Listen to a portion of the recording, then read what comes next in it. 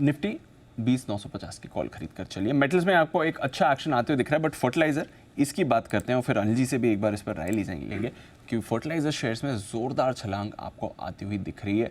Bumper तेजी के क्या कुछ वजह है, क्या कुछ नए ट्रिगर्स निकल कर आ रहे हैं, आइए एक बार समझते हैं अरमान के साथ। अरमान बताइए क्या चल रहा है फर्टिलाइजर स्पेस में।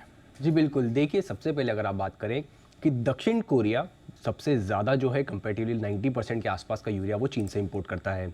अब दक्षिण कोरिया ये कह रहा है कि वहाँ पर चीन से जो यूरिया की सप्लाई है उसमें काफ़ी देरी हो रही है। वहाँ की जो कंपनी है उन्होंने कहा है कि वहाँ पे जो चीन से कस्टम क्लियरेंस होता है उसमें कहीं ज़्यादा समय लग रहा है। और सिमिलर चीज़ जो इंडियन इंडस्ट्री का डेटा आया था उन्होंने भी ये कहा था कि चीन से क्लियरेंस में काफ़ी ज़्यादा समय लग रहा है। अब ये चीज़ दिक्कत की बात क्यों है? क्योंकि अगर आप देखें जो जितने भी ज़्यादातर इंडस्ट्री के प्लेयर्स हैं वो ये बोल रहे हैं कि जब 2021 का जब क्राइसिस आया था जिसके चलते फर्टिलाइज़र के भाव बहुत तेज़ी से ऊपर तक गए थे, उसकी हो सकता है कि ये जो सिचुएशन है उसका जो कंसर्न यहाँ पर रेज होता हुआ दिख रहा है। उसी के साथ साथ चीन की अगर आप बात करें तो वो पूरी दुनिया का एक तो सबसे बड़ा उत्पादक है और कुल जो पूरी दुनिया में सप्लाई होती है उसका 1/3 अकेला जो है वो सिर्फ चीन करता है। तो अगर चीन यहाँ पर सप्लाई में अगर वहाँ पर देरी हो रही है तो माना यह जा रहा है कि हो सकता है कि अंतर्राष्ट्रीय स्तर पर जो यूरिया के दाम है वहाँ पर बढ़ोतरी हो। और क्योंकि हमारी कंपनियां, हमारे देश की कंपनी की अगर आप बात करें तो उनको जो इंटरनेशनल भाव रहते हैं और जो भाव फिक्स किए जाते हैं सरकार के द्वारा उसके डिफरेंस की उनको ज़्यादा सब्सिडी दी जाती है। तो उसके चलते हो सकता है कि जब भाव बढ़े तो हमारी कंपनियों को सब्सिडी ज़्यादा मिले, तो उसका भी यहाँ पर इंपैक्ट आ सकता है। उसी के साथ साथ आज खबर ये भी आती हुई दिखी कि FY24 के लिए सरकार ने संसद में अतिरिक्त रकम की मांग की है, जिसमें सब्सिडी के लिए वो लगभग 13,350 करोड़ की अतिरिक्त रकम की मांग करते हुए दिखे। तो दोनों तरफ से फर्टिलाइजर शेयर्स पर एक्शन है, डोमेस्टिक ट्रिगर भी बन रहा है, इंटरनेशनल ट्रिगर भी बन रहा है इस पर। इंटरेस्टिंग है और सुबह से ये स्पेस बस भी कर रहा है। इनफैक्ट अनिल जी के रेडार पर तो कई सारे फर्टिलाइजर कंपनीज रही हैं और उसमें चंबल फर्टिलाइजर पर काफी convincing my all time favourite deep, all time favourite, yes बिल्कुल। और 325-350 के टारगेट हमारे बजट तक के थे। यस देखो भाई, बजट तक के टारगेट थे, अभी आ गए। अब हमें नहीं पता था तीन राज्यों में विधानसभा चुनाव में बीजेपी जीतेगी और इस तरह से मार्केट ऊपर है। हम टारगेट अपना ऊपर कर देंगे। हाँ, हम सीधे बेचेंगे नहीं ना बेचना।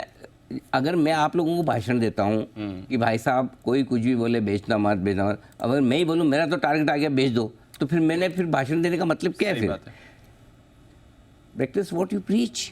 दिवाली ऑफर में 8 नवंबर को आपने खरीदारी की राय दी थी, तब 290 पर था। करेक्ट। 350 और उसके बाद कुछ और बड़े टारगेट्स भी हैं। 375, मेरा भी तो कॉन्फिडेंस बढ़ना चाहिए। 350 यस, जो आज हिट हो गया अभी 375, 400 और फिर और लंबे टाइम होराइजन के लिए 500। करेक्ट, साल 1.5-2 साल के बीच।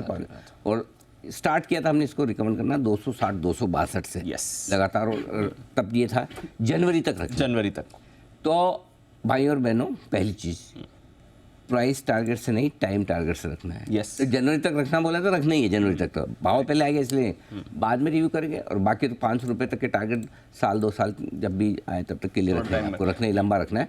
तो रखो, इतनी बढ़िया कंपनी, इतना बढ़िया, इतनी सारी, देखो कितनी मेहनत करके आए अरमान, इतनी बढ़िया अच्छी खबरें रिसर्च करके लाए। सब लोकल भी पॉजिटिव, ग्लोबल भी पॉजिटिव। बिल्कुल सर, क्योंकि इनका डिफरेंस और चंबल फर्टिलाइजर का सर, ये जब कॉस्ट ऑफ प्रोडक्शन इनका सबसे कम है तो इनको ज़्यादा फायदा है सर, इसमें कंपैरेटिवली वो ज़्यादा फायदा है। बिल्कुल। और आइए एक बार देख भी लेते हैं चंबल फर्टिलाइजर पर अनिल जी ने क्या राय दी थी और कब से उनके रेडार पर एक्टिवली भी है। चंबल ऑन एन एवरेज 18-20% के रिटर्न देते आया है। पूरा सेटअप परफेक्ट है, खबरें अच्छी है, डिमांड मजबूत है, प्राइसिंग पावर है। इलेक्शन ईयर में वैसे भी फर्टिलाइजर शेयर बहुत मजबूती से ट्रेड करते हैं। तो आपको चंबल को 3 से 4 महीने के लिए अगर आप पोजिशनली भी ट्रेड करना चाहते हैं, इन्वेस्ट करना चाहते हैं तो करना चाहिए। आई थिंक ये 3-4 महीनों के व्यू से आपको पोर्टफोलियो में ये स्टॉक जरूर रखना चाहिए। ये वक्त है। हाँ, ये वक्त है, रखना चाहिए। अगर मुझे आप फर्टिलाइजर में कहेंगे तो ये मेरी पहली पसंद है। सबसे बेस्ट पीरियड होता है चंबल फर्टिलाइजर के लिए ये, जो यहाँ से जो शुरुआत होती है सितंबर के अंत, अक्टूबर की शुरुआत से लेकर बजट तक। और अब तक का पिछले कई सालों का आप ट्रैक रिकॉर्ड देख लें, कभी चंबल ने एक भी बार इस पीरियड में नेगेटिव रिटर्न नहीं दिए। बहुत सस्ता शेयर है, अपसाइड की स्कोप काफ़ी है, 12,000 करोड़ के मार्केट कैप पे है, तो कंपनी में काफ़ी गुंजाइश है। मुझे लगता है आपको ये अगली दिवाली तक एक निवेश का बहुत बढ़िया मौका दे सकता है। अगली दिवाली तक मेरे टारगेट हैं दीप 350, 375 और 400, 3 टारगेट है।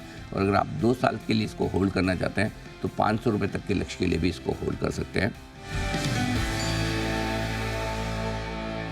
अनिल जी, 1 महीने के अंदर अंदर पहला टारगेट तो आपका दिवाली 12 महीने बाद आती है, 1 महीने के बाद ही महीने में आ गई यहाँ पर। 1 महीने के अंदर ही आ रही है। छोटी दिवाली से थोड़ा और मीडियम दिवाली तक सारे फायरवर्क्स हो गए इसमें। नहीं, लेकिन रखना चाहिए दीप। ये देखिए क्या होता है, हम भी कई बार टारगेट देते हैं ना, हमको लगता है कि 2 साल या 3 साल आगे की कमाई के ऊपर आप किसी स्टॉक को अगर आप वो करना चाहते हैं, वैल्यू करना चाहते हैं तो आप वैल्यू अलग होगी। लेकिन क्या होता है, मार्केट में ऊपर नीचे होता है, इलेक्शन का ईयर होता है, तो हम भी बड़ा थोड़ा सा है ना कोशिश होकर चलते ही है।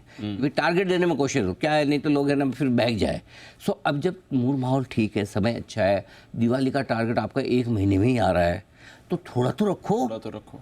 हाँ, रखो। अगर ऐसे हर चीज़ जल्दी जल्दी में पहले टारगेट दूसरे टारगेट बेच देंगे तो बड़ा पैसा कैसे बनाएंगे? तो 500 का भी तो टारगेट है ना, करेक्ट सर।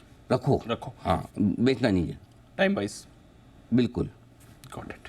चलिए, ये है अनिल जी की राय चंबल फर्टिलाइजर और पूरे स्पेस पर ही।